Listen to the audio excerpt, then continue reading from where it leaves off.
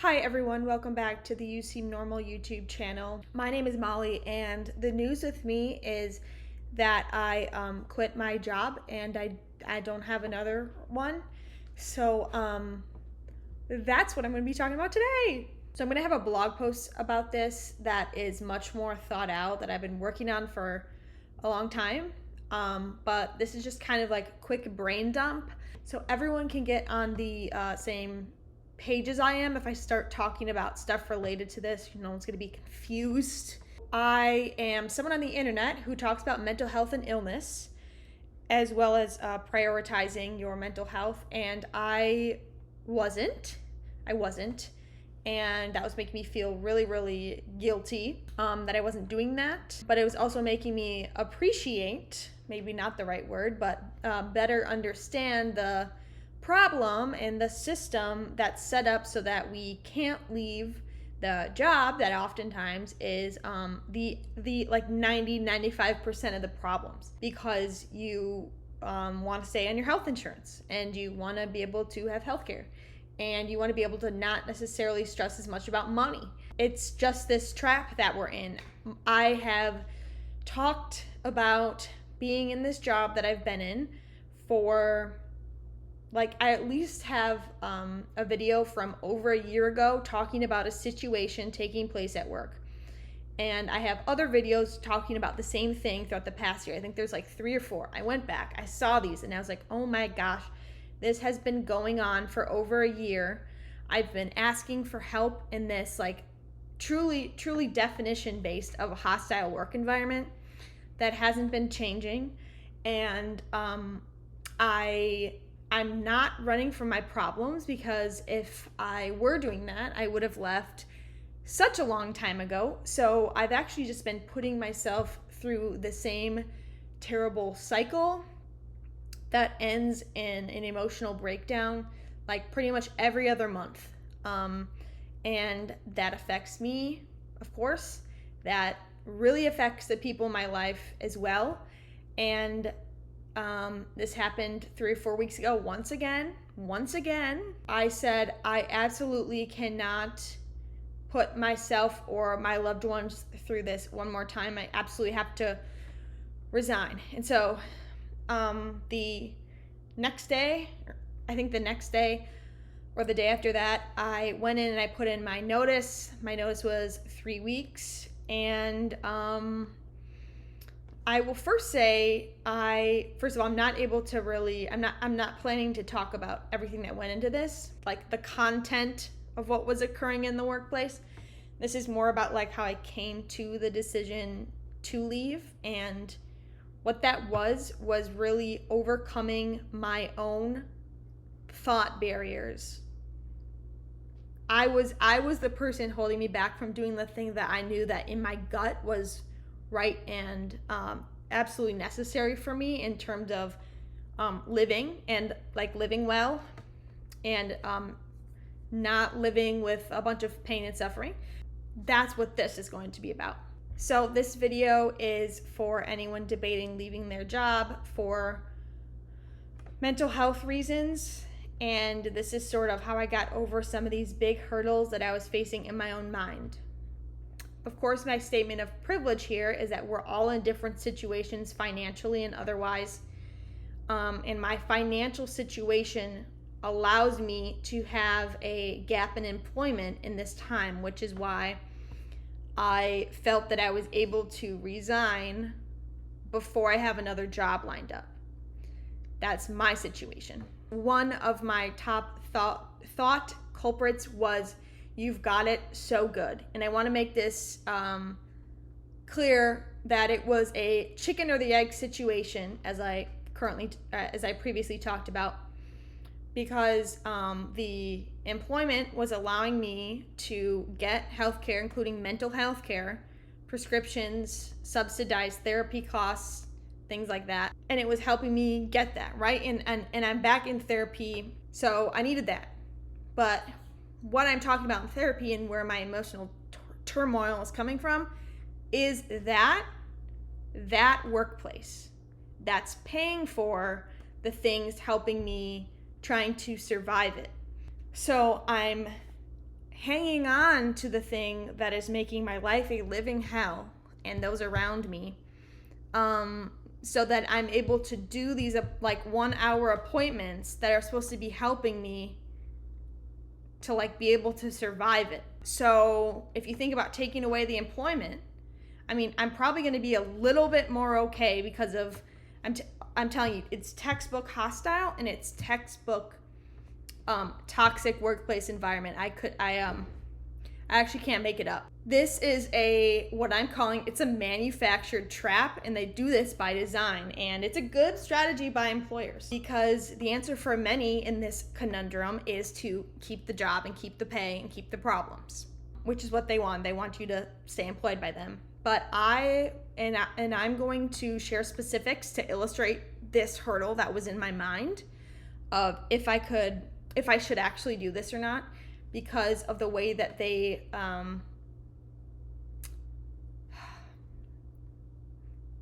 companies manipulate using pay, okay, to get you to stay. And so I was making almost 6 figures at 25 years old. I'm 26 now. I had outstanding benefits, including 100% employer paid premiums for healthcare, including dental vision insurance, 401k retirement match. So if I put in X amount, they put in, I believe, 8%. Okay, you've never heard of that. I lived close to work. I could go home for lunch, and I almost never worked outside the hours of 9 to 5. All of that stuff on paper sounds amazing. It sounds like the best gig ever, and that was one of the problems for me then to get over, because I said, how can you leave this cushy job with all of these benefits because sometimes you have a bad day, which I'm just obviously gaslighting myself consistently about this. So in the short term, like, these things that I just mentioned kept me in like the tentacles of this company and in having the exact same cycle over and over again. But over time, like I loosened them on me. I don't know if I like this metaphor, but it's like kind of the best one. I loosened its grip on me, and finally I was able to get out, because in the long term, the negatives were like so outweighing the benefits that, I mean, you couldn't even convince yourself to go on like robot mode and do the bare minimum and still try to survive. It wasn't working for me. And so that took me like 12 months to unravel. And I'll tell you, having a YouTube channel actually helped me get out. So, okay. This is gonna be a really long video if I don't speed it up. So I'll speed it up a little bit. Next thought culprit was, you're being impulsive, reckless, and irresponsible. What are people going to think? And I said, quitting your job with no job lined up is irresponsible, it's irrational, it's impulsive, it's crazy. You're gonna have resume gaps. People are gonna wonder about that. People are gonna wonder why you're quitting. They're gonna wonder where you're going. What are you gonna say if someone asks you in an interview? What are you gonna put on your resume? All of this stuff. And I began to realize that all of those questions centered around like what other people think should be the path, and like assuming other people are going to be really critical of me having done this. So I said, yeah, actually those thoughts really seem to be coming from not me. And so I kind of moved on from that one. The next one is the thought culprit that I am a failure if I can't stick this out. And this was a tricky one. I also call it, you should be able to handle this. Normal people would be able to handle this, and you're overreacting. This is ridiculous. You can survive another 10 minutes. You can survive another 10 days, 10 weeks at this place while you try to get another job. Like, it's not that bad. You're completely overreacting, and you just need to try harder. And I thought that if I just continued with the therapy that I was receiving and all these other ways that I was doing the work, like reading books about how to talk to people, I'd be able to like therapy my way out of this terrible workplace. And I guess I kind of did, because I left. But I thought I'd be able to, use my skills and take better care of myself, and that if I just did those things hard enough, then things would get fine there. And that was not the case because of the workplace environment and the history and all of these other things.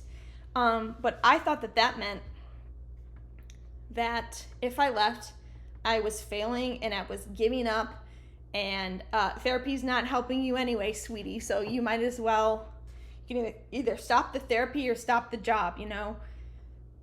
And I also felt that it would be a failure managing the very thing that I talk about on the internet. So there was a special kind of guilt and irony from the fact that I talk about this online, and I couldn't even figure out how to, sit a day at my desk.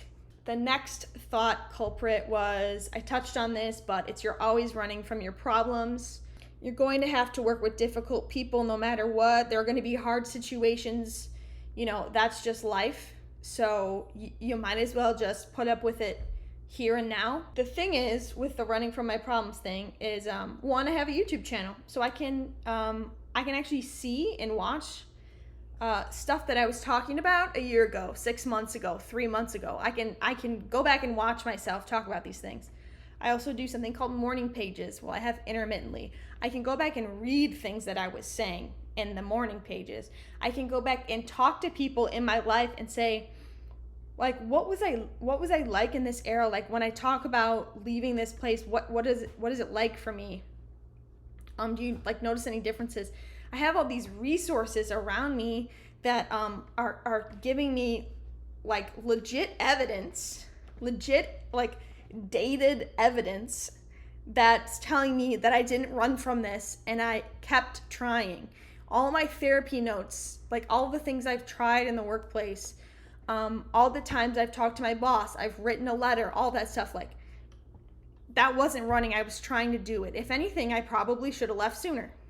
And the final one is being a hypocrite for just being the fact that I'm supposedly a mental health advocate online, that I preach the importance of prioritizing your mental health, but every single day I would keep going back to this place that just